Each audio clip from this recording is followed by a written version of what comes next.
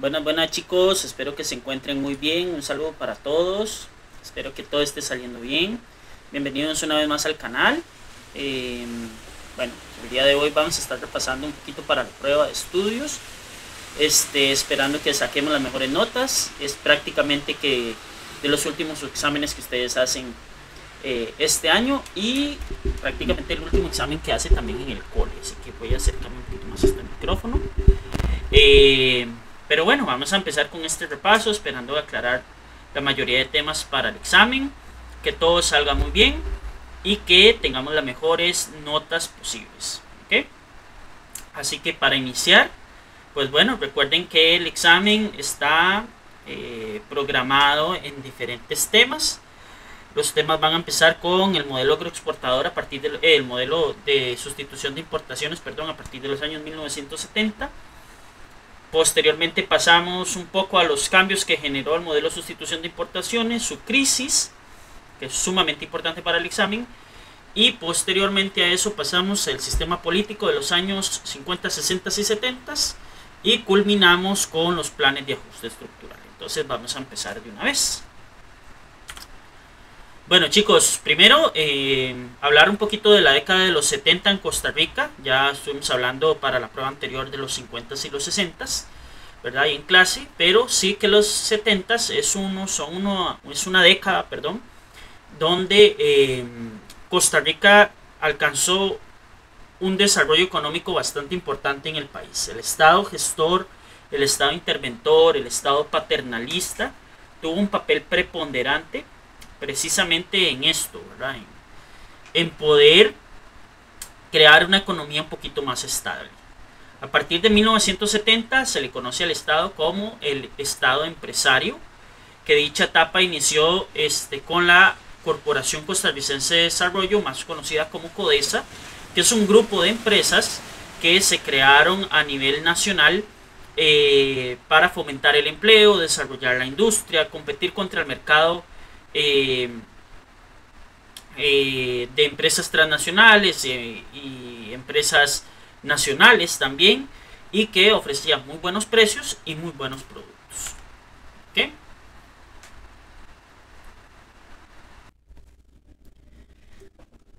Bueno, este estado empresario, chicos, tenía varios objetivos, pero el principal era crear empresas en el campo de la agricultura, en el campo de la industria, mediante el uso de sociedades anónimas, capital mixto, es decir, se involucraba o se invertía a nivel privado y a nivel estatal capital para crear empresas fuertes. Una de ellas, por ejemplo, es Sempasa, que es la fábrica de cementos del Pacífico, que buscaba la generación de empleo y al mismo tiempo pues crear cemento, digamos, para el país a un precio accesible, que compitiera con otras empresas que estaban colocadas a nivel nacional.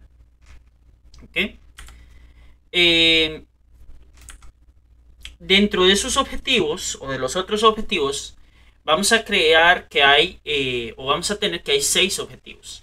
El primero es preparar y ejecutar programas y proyectos específicos para fomentar la economía, crear nuevas empresas en diferentes ramas para tener una variedad de mercado muchísimo mayor, asistencia técnica para las empresas establecidas, conceder préstamos a empresas nuevas o ya establecidas, impulsar un poquito lo que era el mercado nacional y promover las exportaciones, porque estas empresas cuando se crearon, la idea era que también pudieran vender en el mercado internacional sus productos, ¿verdad? Ya que se podían hacer en el país, que tenían un costo, que tenían proteccionismo, ¿verdad? Que hay mucha gente que está en contra de esos proteccionismos del Estado. Sin embargo, en aquel tiempo se tenía y se trataba de que las empresas salieran adelante.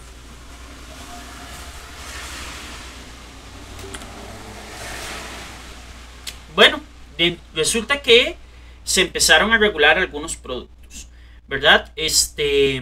Las organizaciones de productores desde 1930 se modifican con entes mixtos que facilitan la relación entre agricultores, industriales y exportadores, como por ejemplo las bananas, que eran grupos de personas que se dedicaban a la siembra, cosecha y venta de bananos, ¿verdad? En diferentes partes del país.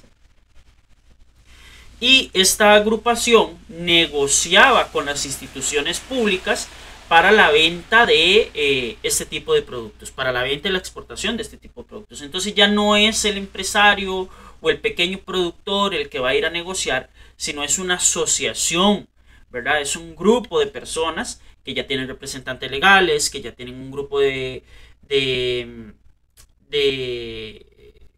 de seres humanos que los representan, etcétera, etcétera. Entonces eso le da un peso mayor a las negociaciones. No es lo mismo ir a negociar yo o que ir a negociar con una empresa que me respalda o con una asociación que me respalda mis acciones, ¿verdad?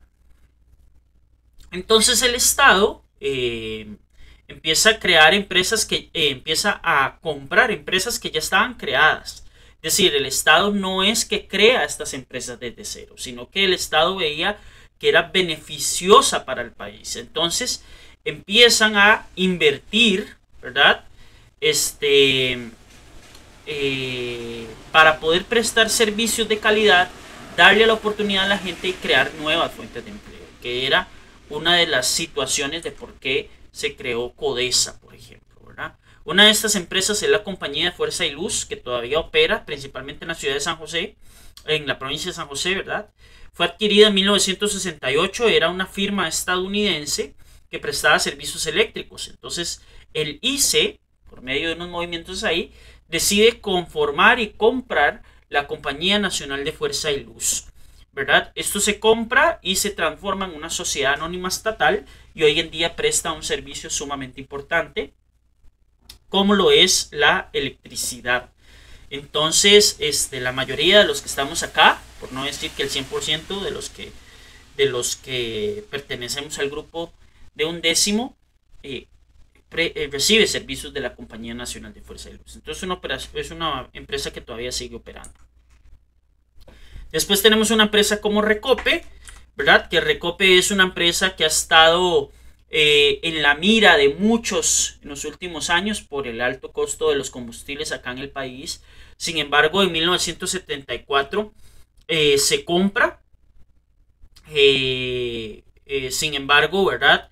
Se hace porque había un aumento sensible en los precios del petróleo, y el 65% pasó a manos del Estado. Creo que hoy en día es 100% del Estado la empresa de Recope, y como les digo, los altos puestos de la gasolina y los impuestos que se manejan en el país hacen que la compra de combustible sea bastante difícil. Entonces Recope es una de estas empresas que a pesar de que tiene muchos años de trabajar en el país, que tiene un monopolio, ¿verdad? Que es la refinación de productos derivados del petróleo, sigue en la mira de los y las costarricenses por todo lo que ha pasado en los últimos años, ¿verdad? Algunas cosas son situaciones internas que ellos deben de manejar y otras pues es el mercado internacional. Pero Recope se compró, se adquirió para que refinara el petróleo y pudiera venderlo a un precio más accesible para los y las costarricenses.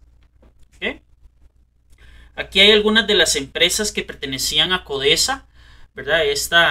Esta corporación que trataba de desarrollar el país. Está Sempasa, está Catsa, está Tempisque Ferry Boat. Acuérdense que antes no estaba el puente de la amistad, entonces para pasar el río Tempisque había que agarrar ferry. Está el Corsa, Alunasa, que se dedicaba a productos del aluminio. Está Daisa, ¿verdad? Entonces tenerlos presente por ahí porque son empresas que formaban parte de la economía, la industria y el desarrollo en este país. ¿Okay? ¿Por qué se nos fue agotando el modelo de sustitución de importaciones? Bueno, hay muchas causas, principalmente son externas, ¿verdad?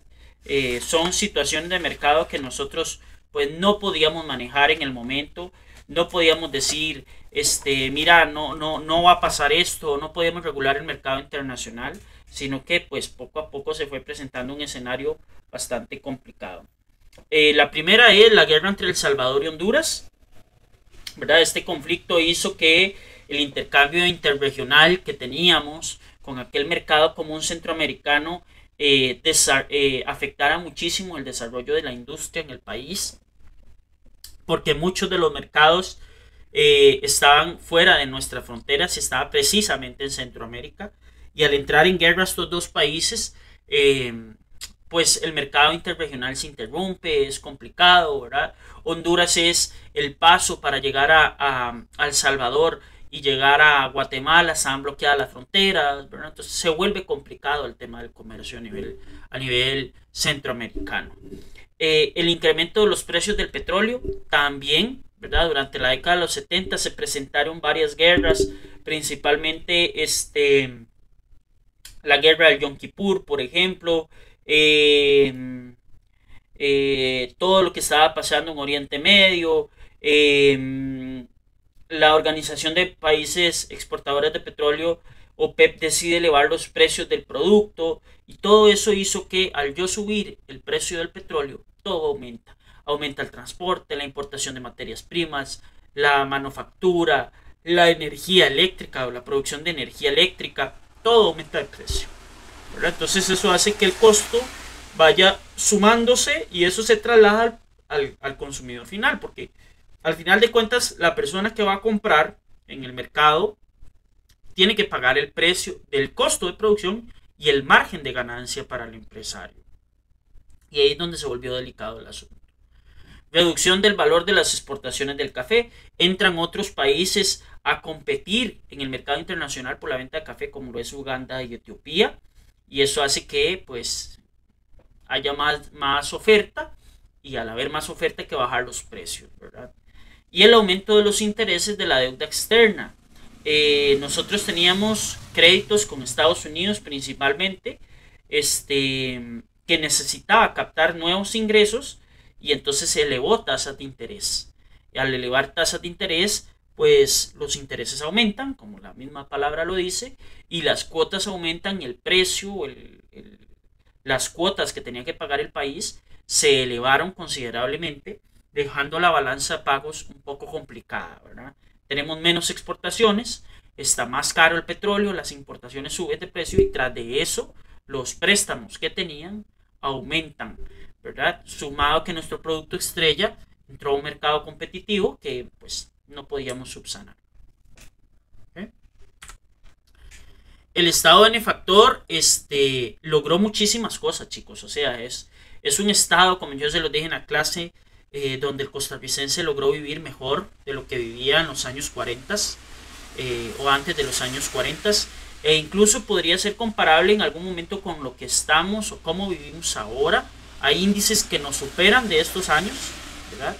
Y hay otros que no, ¿verdad? Yo sigo sosteniendo la tesis de que nosotros vivimos mejor de lo que vivieron nuestros padres, y nuestros padres vivieron muchísimo mejor de lo que vivieron nuestros abuelos, ¿verdad? Pero, sí, hubo situaciones que el Estado benefactor y la sociedad costarricense en 1950-1980 disfrutó, ¿verdad? Por ejemplo, la inversión en el capital social, pasó de un 9% de 1950 a un 24% en 1980. ¿Esto cómo se traduce? Educación, nuevas becas, apoyos económicos para familias en estado vulnerable, ¿verdad? Otro avance que se hubo mucho a partir de la creación del Instituto Costarricense de Electricidad es que el desarrollo eléctrico del país llegó a muchísimas partes, promovió la industria. El 65% de la gente ya tenía electricidad en la década de 1970. Hoy anda casi que por más de 90% de acceso a la electricidad en los hogares costarricenses. Entonces es un servicio con el que en la década de los 50 era impensable contarla, y el 70 ya había un 65% de índice. Entonces eso nos dice que algo se estaba haciendo bien, ¿verdad? Y aquí está el aumento considerable, ¿verdad? Esta curva ascendente del acceso del servicio eléctrico de 1950 a 1973, llegando casi a 200,000 clientes el ICE, ¿verdad? Y también cómo se fue equiparando en zona urbana, por ejemplo, el acceso al agua por acueducto entre 1960 y 1973, y tener acueductos y alcantarillados, tener la posibilidad de tener agua potable, que es uno de los pocos países de América Latina que cumple con ese requisito en casi toda su extensión territorial, nos hace un país destacado, y nos brinda muchísima salud, ¿verdad? El hecho de poder yo acceder al agua, lavar los alimentos, consumir una buena agua, una buena calidad de agua, hace que el nivel de vida y la esperanza de vida al nacer también crezca, ¿verdad? Independientemente de muchos otros factores. También los servicios de salud, a partir de los años 40, cuando se creó la Caja Costarricense del Seguro Social, la atención de asalariados urbanos y sus familias en la década de los 70 se extendió de esta personas que trabajaban en empresas muy bien colocadas hasta agricultores independientes. Entonces la cobertura social se amplió muchísimo. Pasó de un 7% que tenía la gente acceso a un seguro por enfermedad y maternidad a un 30% en el 65, un 66% en el 75 y un 82% en 1980. Entonces lo que hizo la caja ampliando esos servicios de seguridad social es bastante destacado, ¿verdad? Evidentemente a la caja le faltan recursos, le falta planificación, le falta una reestructuración grande para que pueda responder a la cantidad de habitantes que existen hoy en día en el país. Lo hemos conversado ampliamente en clase, pero sí sabemos que la caja debe ir aumentando poco a poco sus servicios y debe ir mejorando también, como lo ha hecho desde que se creó hasta la actualidad, ¿verdad? Pero vean que son índices muy buenos, es decir, pasamos en un periodo de 30 años de tener un 7% de cobertura a un 82%, y yo creo que eso es un avance significativo. Y no solo eso, hubo un crecimiento vegetativo de la población bastante importante. Entonces la caja no solo cubría la gente que ya existía en 1950, sino que también cubría la gente, ¿verdad?, en un rango más amplio porque había más personas. Se crearon campañas de vacunación en trabajo conjunto con el Ministerio de Salud, ¿verdad? Con el fin de mejores planes de prevención de enfermedades, saneamiento ambiental, mejores índices de nutrición. Entonces se erradicaron enfermedades como la difteria, la poliomielitis, la tosferina, el sarampión disminuye, el control de la malaria en el país, ¿verdad? Se establece, se logra controlar. Entonces tenemos avances muy positivos en los años 70, ¿verdad? A partir de este modelo gestor, este Estado empresario. ¿Okay? En el campo de la educación tampoco nos quedamos atrás. El Estado benefactor impulsó muchísimo la educación, era sumamente importante. Recuerden que parte del recorte o la eliminación o la abolición del ejército, la consecuencia inmediata es aplicar ese dinero a educación, ¿verdad? Y es uno de los países en América Latina que más invierte en educación, tanto pública como privada, ¿verdad? Entonces esta labor evidenció que el presupuesto nacional destinado a la parte de educación antes era un 14% y pasó a un 30% en 1975. Es por eso que la UNESCO, la Organización de las Naciones Unidas para la Educación, la Ciencia y la Cultura, vino y hizo un diagnóstico general del país para ver cuáles eran las necesidades que teníamos en aquel tiempo. Y se creó la ley nacional, la ley de la educación, perdón, en 1957, que precisamente era tratar de cubrir esas necesidades que existían en el país. ¿Cuáles eran esas necesidades? Por ejemplo, crear un Instituto Nacional de Aprendizaje, un INA, que le daba formación a los trabajadores en campos técnicos, es decir, lograr mejor desarrollo. Yo les decía, es la alternativa que tenía la gente cuando no podían terminar sus colegios académicos, o había mucha gente que lo terminaba también en Chavalina, podían sacar una especialidad técnica aplicable ya en un empleo, ¿verdad?, en un empleo formalizado. Entonces se volvió bastante interesante el papel del INA. También la educación secundaria recibió un fuerte impulso, porque en primaria no estábamos tan mal. Estábamos mal, pero no estábamos tan mal, ¿verdad? Pero en educación secundaria de verdad que estábamos muy flojos, ¿verdad? Entonces la cantidad de instituciones pasó de solo 33 colegios en 1950 a 123 en 1970. Y se crearon las modalidades de colegios técnicos, que no solo te dan formación académica, sino que te dan una especialidad que les permite crear o generar una carrera técnica muy aplicable en el mercado nacional y que le permite a la persona colocarse inmediatamente y tener un conocimiento extra o tener una plusvalía en el momento en que adquieren el bachillerato en educación media. ¿Verdad? Esto ya lo vimos, perdonen. Esto es otro avance que se hubo, ¿verdad? Vamos a ver si me puedo pasar para abajito. Por ejemplo, la tasa de mortalidad en 1945 era de un 14% y a 1980 la disminuimos a un 4%. La tasa de mortalidad infantil eran 100 niños aproximadamente por cada 1000 habitantes y en 1980 llegamos a cerca de 20 niños por cada 1000 habitantes. Entonces la tasa de mortalidad infantil también se disminuye bastante, ¿verdad? Entonces hay avances. Es decir, la gente vive más, hay más niños porque disminuye esa tasa de mortalidad, mueren menos niños, ¿verdad? Gracias a estos avances médicos. ¿Verdad? Ahí aparecen instituciones muy interesantes como el IMAS, ¿verdad? Que es el Instituto Mixto de Ayuda Social, que tiene un objetivo claro, específico, que era acabar con la pobreza en este país. Evidentemente tiene políticas de asesoramiento técnico, becas, apoyos económicos a familias vulnerables, entre otros.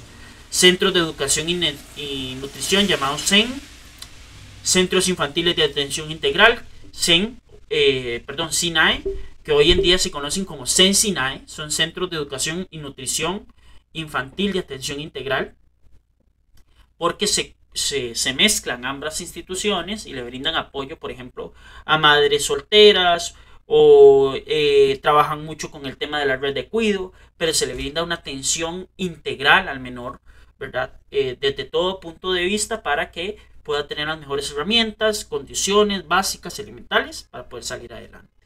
Y el programa de comedores escolares, que le brinda alimentación por parte del Estado a los estudiantes dentro de las instituciones. Esto les permite a la gente pues tener acceso por lo menos a un plato de comida por día y subsanar un poco el tema de la desnutrición infantil. Bueno, en la misma década de los años 70 también tenemos un panorama político, 50, 60 y 70, bastante convulso. Venimos de una guerra civil, ¿verdad? A una abolición del ejército, a tratar de establecer nuevas agrupaciones políticas. ¿Quiénes van a dirigir esas agrupaciones políticas? Y entonces se vuelve todo un tema, ¿verdad? Para el país. Entonces el escenario político en Costa Rica estuvo muy influenciado por todo lo que fue la guerra civil y la sacada, porque fue así, es decir, la eliminación o la prohibición del partido Vanguardia Popular de ideología comunista, que fue declarado ilegal y no retornó hasta la arena política sino hasta 1978, ¿verdad? Incluso fue un daño bastante importante, por ejemplo, cuando se presentan las elecciones en 1962, cuando estaba enfrentándose en los candidatos Rafael Ángel Calderón Guardia y Francisco Orlich. Y es Francisco Orlich, para sorpresa de la comunidad nacional e internacional, el que gana esas elecciones. Jamás uno creería que Calderón Guardia, aquel presidente fundador de la UCR, de la Caja, de las Garantías Sociales, del Código de Trabajo, iba a perder una elección. Y parece que el país optó por otra alternativa, que fue Francisco Orlich, ¿verdad? Fue Francisco Orlich. Y aparece sin duda el partido más relevante a nivel político de los últimos, ¿qué les diría yo? Desde 1950 hasta la actualidad. Es decir, más o menos los últimos 70 años, ¿verdad? El Partido de Liberación Nacional se fundió en 1951 tomando como base, ¿verdad?, todos los seguidores de José Figueres Ferrer, y los principales intelectuales del país se unen al Partido de Liberación Nacional. Todavía sigue siendo, para bien o para mal, la agrupación política más importante de este país. Nos guste o no, el PLN sigue siendo relevante. Si bien es cierto, en las últimas 3 elecciones no ha subido un puesto presidencial, siguen siendo la mayoría en la Asamblea Legislativa. Entonces, para bien o para mal, el Partido Liberación Nacional tiene responsabilidad de la situación actual del país, ¿verdad? Pero sí hubo, bajo el precepto de Figueres, sí hubo una influencia, y la influencia fue la Guerra Fría. El pensamiento de Figueres, este líder personalista del PLN, presidente de la agrupación hasta 1991, que fue el año cuando él falleció, se caracterizaba mucho por la lucha contra el comunismo, contra los sindicatos, ¿verdad? Y el Estado costarricense promovió vías democráticas para que, a pesar de la prohibición de agrupaciones de orientación comunista, la gente pudiera salir, votar con toda tranquilidad y formar agrupaciones siempre y cuando no fueran comunistas, ¿verdad? Y ahí hay una manifestación de la Guerra Fría y el apoyo hacia los Estados Unidos con su sistema capital, ¿verdad? Estos son algunos de los presidentes que fueron quedando de 1953 hasta 1980. Entonces, por ejemplo, en el 53 quedó Figueres, ¿verdad? Donde se aplican las primeras elecciones con los cambios introducidos en la Constitución Política. Tuvo mayoría en la Asamblea Legislativa. Después viene Mario Echandi Jiménez, que fue elegido presidente.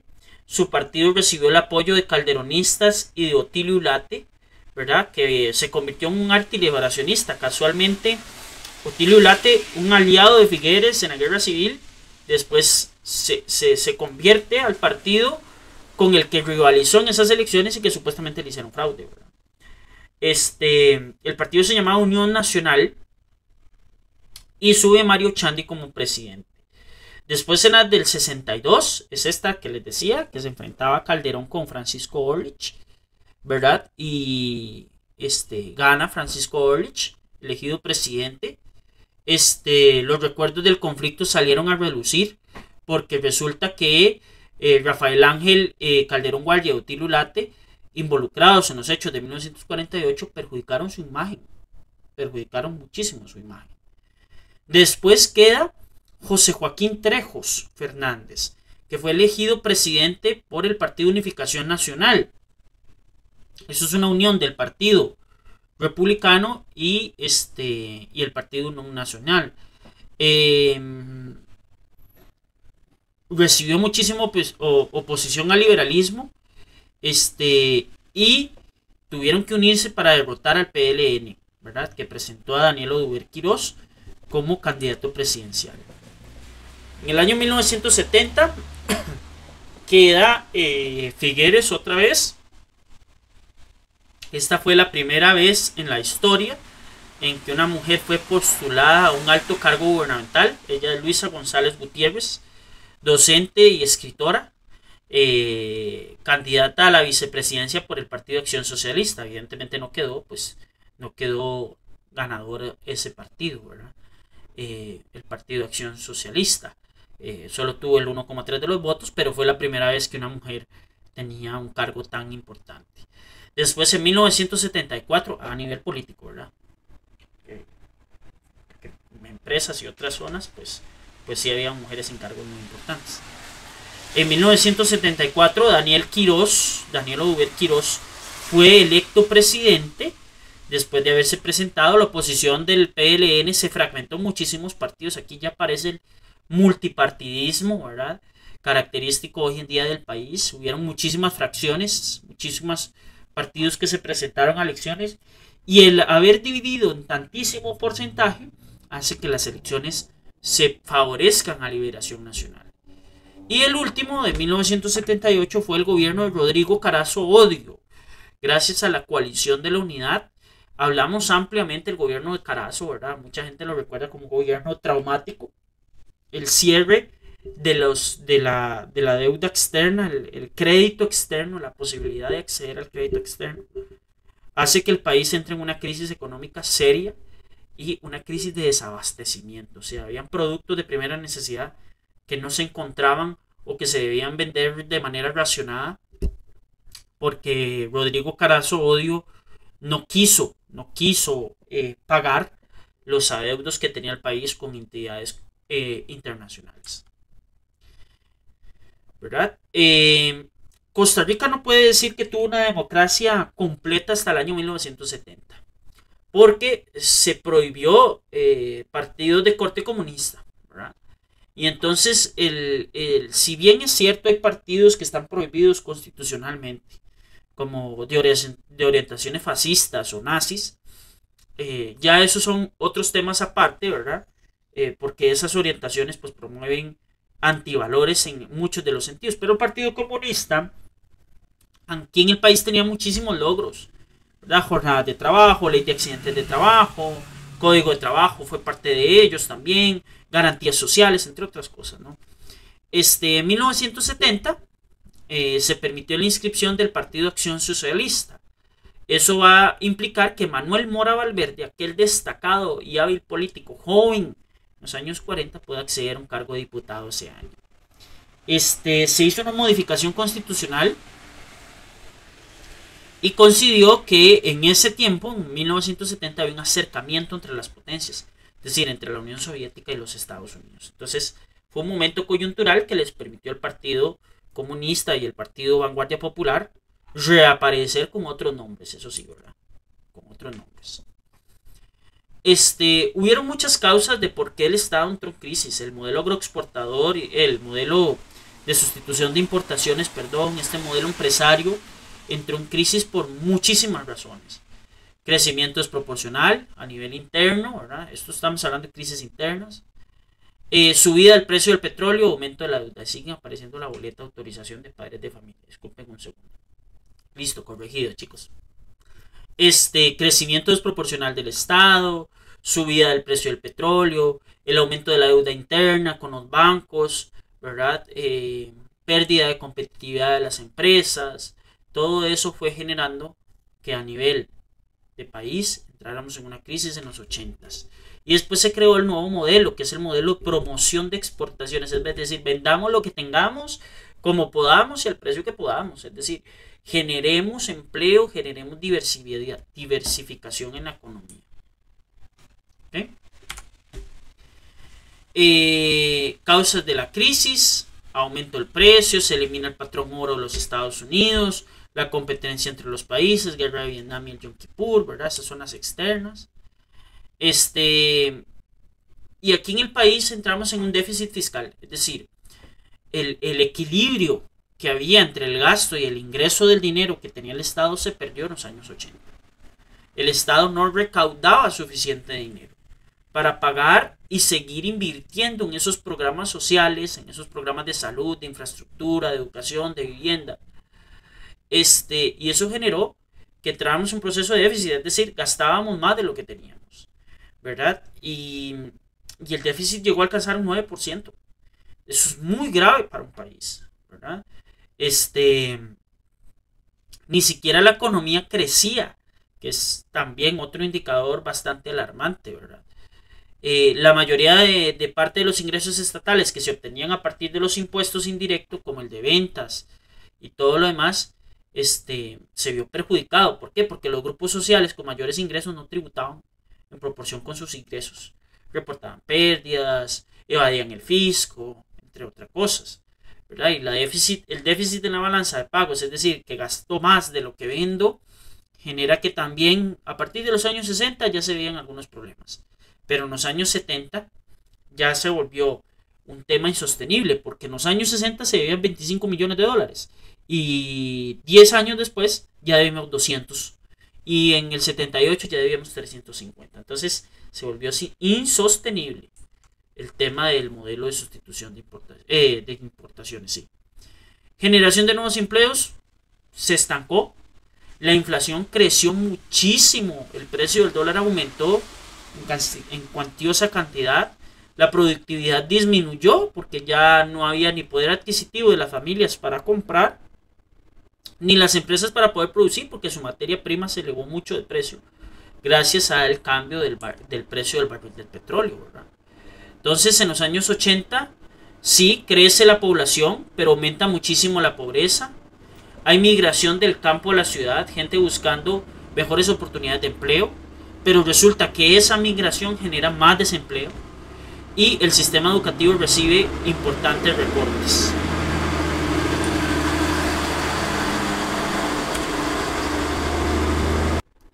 Ok, chicos, de ahí, de toda esta crisis, del cierre del mercado externo a nivel de créditos, el no poder generar, el aumento del petróleo, el café que no se vende, el gasto del Estado desproporcionado, la balanza de pagos que estaba mal, el incremento de la deuda, el no poder pagar intereses, todo eso hizo que se planteara qué podemos hacer. Es decir, cuando un país está en crisis hay que hacer cambios. Hay que hacer cambios. Y hay que hacer cambios profundos en la estructura. Se presentan las elecciones y queda el señor Luis Alberto Monge Álvarez. Y con Luis Alberto Monge Álvarez se recupera un poquito la confianza de la comunidad internacional en Costa Rica. Porque él lo primero que hace es pedir disculpas a las empresas financieras internacionales, dígase Banco Mundial, Fondo Monetario Internacional. Y logra poco a poco ir revirtiendo esas válvulas que habían generado todas las crisis de 1980. ¿Cómo lo hizo? Cambiando un modelo de Estado y cambiando el modelo económico. Ese modelo de promoción de exportaciones. ¿Aumentando cuál sector? El sector terciario. El sector de desarrollo a nivel de empresas, prestación de servicios, entre otros. Entonces, con Luis Alberto Monge Álvarez la producción aumenta un 4% y se redujo el desempleo a 6,2%. Un índice que hoy en día ni siquiera estamos cerca de tener, ¿verdad? Los salarios mejoran, aumenta el poder adquisitivo, disminuye la pobreza, por tanto disminuye la delincuencia, aumenta la oferta educativa. Todo vuelve a empezar a ir a la normalidad, sin alcanzar la bonanza de los años 60 y 70. Y de ahí se plantean los planes de ajuste estructural, que básicamente es reformar el país en 4 aspectos. Una política comercial que de verdad sea funcional, que genere ganancias. Una reforma financiera, una política de precios y una reforma del Estado. ¿Cómo lo íbamos a hacer? Con un plan diseñado por el Banco Mundial, el World Bank, ¿verdad? Para poder nosotros tener un proceso de apertura e incorporarnos de lleno a la globalización. Por tanto, se plantea estructural, número 1, en la administración Óscar Arias Sánchez. ¿Okay? Lo pide a Luis Alberto Monge, pero es Óscar Arias Sánchez el que recibe el dinero, que se firmó un convenio por un préstamo de $80 millones, ¿verdad? Donde se buscaban las siguientes medidas: eliminar impuestos de exportación e importación de insumos en la producción dedicada a la exportación fuera de Centroamérica. Es decir, todo lo que fuera fuera de Centroamérica iba a estar libre o exonerado de algunos impuestos. Proteccionismo arancelario, es decir, dejar de proteger empresas nacionales y permitir a las empresas transnacionales venir a colocarse en el país para generar empleo. Se asignó un monto de ahorro para actividades productivas de acuerdo con la rentabilidad. Revisar el sistema de incentivos agrícolas para ver cómo podíamos hacer para que los precios internacionales se acercaran a los nacionales. Se congelaron empleos en el sector público, como no abrir nuevas plazas, ¿verdad? Que el incremento del salario fuera limitado, no fuera ese descontrol que había antes, ¿verdad? Que las deudas no crecieran. Se vendieron muchas de las empresas o las acciones de las empresas de Codesa. Diversificación agrícola, que no solo dependiéramos de café, banano y carne y caña de azúcar, sino otro tipo de productos como piña, como el melón, como plantas ornamentales. Creación de empresas propias del trabajo en zonas urbanas. El desarrollo rural y se impulsó la construcción de viviendas de interés social. Sin embargo, no era suficiente el plan de ajuste estructural número 1. Necesitábamos otro. Entonces, Óscar Arias Sánchez solicita unos $100 millones más, ¿verdad?, al Banco Mundial. Y paralelamente se gestionó otro préstamo por el mismo monto con el Economic Cooperation Fund de Japón. Entonces fue un préstamo de $200 millones, ¿verdad? Entonces ya creció la deuda en $300 millones en una cuestión de 2 años. Pero bueno, esto era para aumentar la eficiencia y la productividad del sector exportador. Entonces era impulsar estas exportaciones no tradicionales que les decía ahora, ampliando más todavía la oferta, como macadamia, chayote, mariscos, frutas tropicales, ¿verdad? Al mercado extra regional, es decir, no venderlo en Centroamérica, sino venderlo afuera de Centroamérica. Se creó un nuevo sistema de incentivos de exportación, más conocido como Acuerdo General sobre los Aranceles Aduanarios y Comercio, más conocido como GATT. Restricciones de las importaciones, se eliminaron muchísimas, se ajustaron precios de los granos básicos, políticas de tasa de interés de inflación considerando las tasas de interés de los mercados internacionales, se limitan los créditos de los bancos estatales, se conservó la fijación libre de las tasas de interés por parte del sistema bancario nacional, no se renegociaron tasas de interés preferenciales para los agricultores, sino que tenían que pagar lo que tenían que pagar. Se incrementó el ahorro del gobierno central y 18 instituciones más grandes y se financió la diferencia entre la tasa de interés de mercado y que se cobraría a los pequeños agricultores y ganaderos. Posteriormente se negocia con el gobierno de Rafael Ángel Calderón Fournier, él deja el préstamo firmado. Sin embargo, el plan lo aplica José Figueres Olsen. Este préstamo se hizo por $100 millones al Banco Mundial y 3 préstamos que sumaban $250 millones al Banco Interamericano de Desarrollo, más conocido como el BID. Hay algunas obras aquí en Costa Rica, en la actualidad, que están financiados por el BID. Ahí lo pueden ver ustedes en los rótulos. Entonces, si alguna vez le ponen atención a eso, para que se fijen. ¿Ok? El PAE 3 básicamente era centrar su atención sobre el sector público, vender lo que quedaba de Sempasa, Fertica, liquidación de Codesa, reformas en el sector petrolero, el empleo público, modernizar el Sistema Nacional de Pensiones, normativas relacionadas con todo lo que tiene que ver materia tributaria, impuestos, cosas aduaneras, reducción del déficit fiscal. Y se propuso mucho mejorar el clima de negociaciones, el clima de negocios, perdón, para que las empresas vinieran a invertir un poco más, ¿verdad? Aparte de eso, todos los daños severos que había sufrido la infraestructura con el huracán César en 1996. Entonces, para eso se utilizó ese dinero. ¿Tuvo repercusiones? Los PAE para el país, totalmente, muchísimas, ¿verdad? Por ejemplo, una de las repercusiones es que se invierte más en industria tecnológica. Hay más exportación de productos no tradicionales, diversidad en la economía. Y que nuestra economía se va a basar en el sector servicios. Nosotros le prestamos servicios a todo el mundo. A todo el mundo. Servicios financieros, de call center, de atención, de publicidad, de marketing. De todo se hace en este país con respecto a eso. También hubieron repercusiones en los sectores de la economía. Por ejemplo, entre 1983 y 1987, la producción agrícola no tradicional como palmito, cuero, jugo de naranja, congelados, tilapia, cacao, yuca, entre otros, creció, ¿verdad? Sin embargo, aún así, con ese aumento, el sector primario de nuestro país perdió relevancia en la economía, porque el sector terciario asumió ese papel relevante, preponderante en la economía nacional, ¿verdad? La producción de granos básicos tradicionales varió. Por ejemplo, ahora el cultivo del maíz y el frijol disminuye en los años 80, ¿verdad? A nivel económico, el sector secundario empezó a tener un ascenso en los niveles de participación en el PIB, haciendo productos terminados ya hechos, pero productos más complejos tecnológicamente, pero más fáciles de fabricar, ¿verdad? No era esa densidad de esos productos grandes, ¿verdad? Y el sector de construcción y comunicaciones buscó mercados distintos al centroamericano, ¿verdad?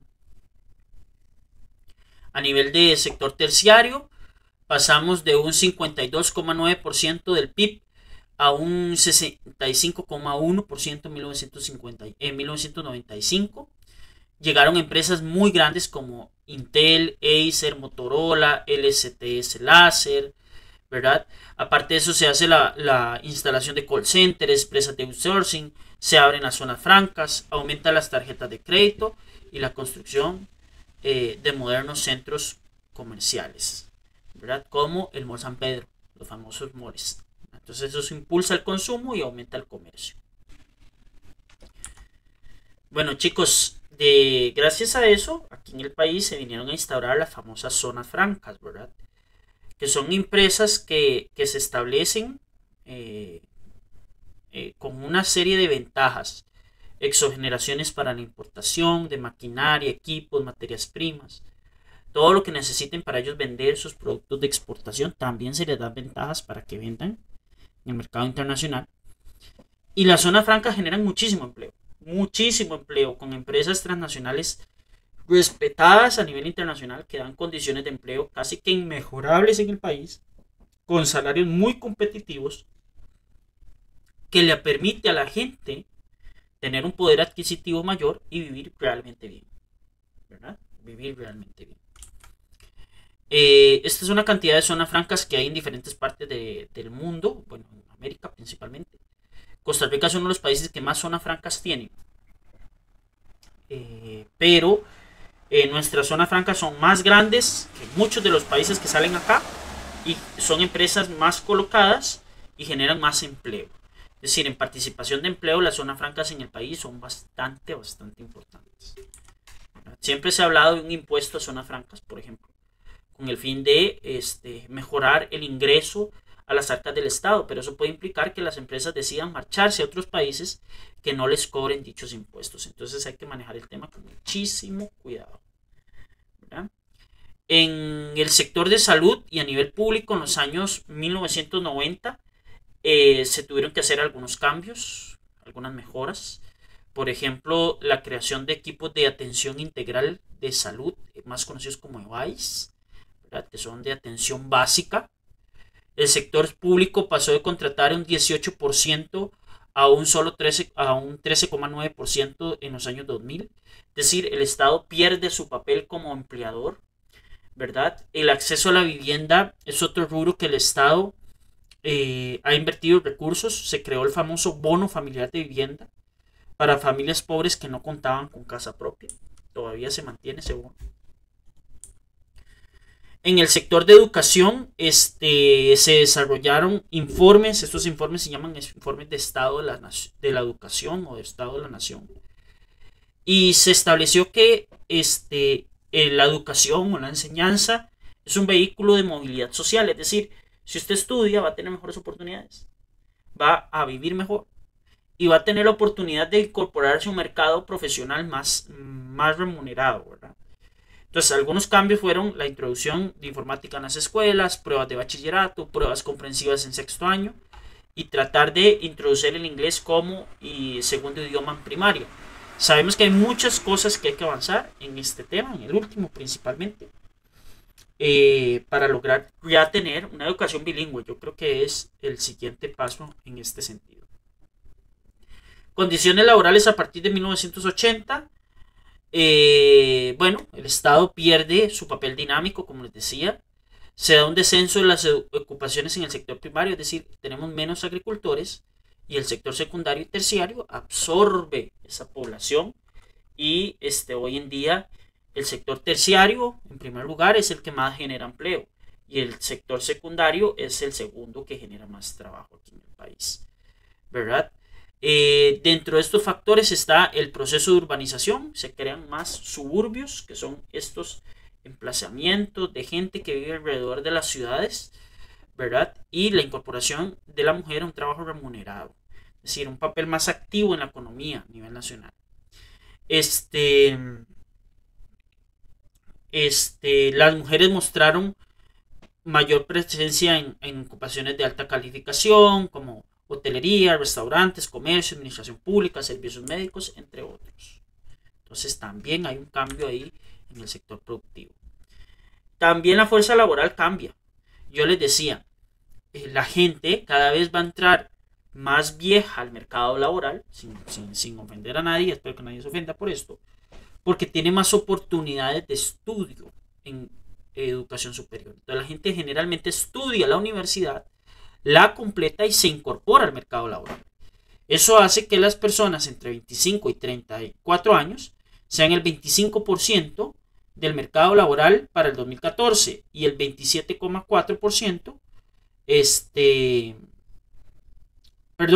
y los mayores de 34 años sean un 56,6%. Es decir, la gente en el país entró en un proceso de envejecimiento a la hora de incorporarse a la fuerza laboral. ¿Verdad? Evidentemente el país tiene algunas situaciones que debe resolver, como la fecundidad, que está estancada, es decir, no nacen suficientes niños. Los estudiantes han optado muchos por terminar sus estudios secundarios. Todavía hay mucho trabajo que hay que hacer en ese aspecto. Y que antes los jóvenes de 15 a 24 años se incorporaban al mercado laboral antes y ahora pues ya no, ¿verdad? Ya no. Hay un incremento en el acceso a estudios superiores y además de la oferta de estudios superiores. Estos son los sectores que más han generado empleo en 1980. Finanzas y seguridad, comercio, administración pública, educación e investigación, salud, hoteles y restaurantes. ¿Verdad? Sectores más dinámicos de la economía, actividades profesionales, comercio, enseñanza, salud, información y comunicación, todo lo que tiene que ver con mercados financieros, mercados de seguros, todo eso es lo que está generando más economía a nivel nacional. Y actualmente tenemos muchos problemas a nivel de empleo, como por ejemplo el empleo informal, ¿verdad? Que es todo este grupo de personas no asalariadas que no tienen un ingreso fijo, que incluso ganan menos del salario mínimo, que no están inscritos en la seguridad social, ¿verdad? Que son empresas que no están constituidos en la sociedad. Y el otro problema es el subempleo, que son personas que trabajan menos de 40 horas a la semana, que están disponibles para trabajar más horas, pero su ocupación no lo permite.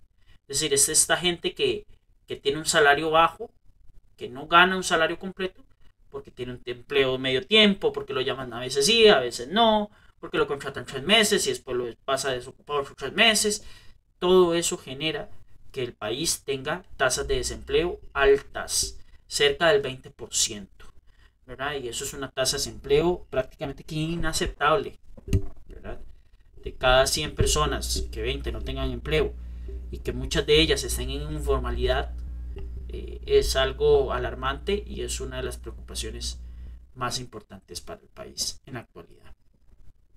Y para cerrar el presente repaso, recuerden que les sale que es un tratado de libre comercio, ¿verdad? No les sale lo que vemos al final de cómo fue el tratado de libre comercio con Estados Unidos, pero sí que sepan que los tratados de libre comercio son acuerdos vinculantes entre 2 o más países, donde se hacen ciertas preferencias para ciertos productos, para la exportación, para la importación, ¿verdad? Esto lleva o conlleva una integración económica entre los países, como propiedad intelectual, inversiones, servicios financieros, asuntos laborales, disposiciones medioambientales, entre otros, para generar un mayor desarrollo económico. Y ahí recuerden que el Tratado de Libre Comercio más grande que se ha firmado en el país es con los Estados Unidos, que nos llevó como país a un referéndum. Pero bueno, chicos, este sería el repaso para el examen. Está un poquillo largo, creo que hablé más de la cuenta, pero espero que todo haya quedado claro y que les sirva muchísimo para el examen. Muchas gracias a todos. Esperamos que salgamos muy bien y les deseo un muy bonito día o muy bonita noche, dependiendo a la hora que estén viendo este video. Muchas gracias, cuídense bastante y chao.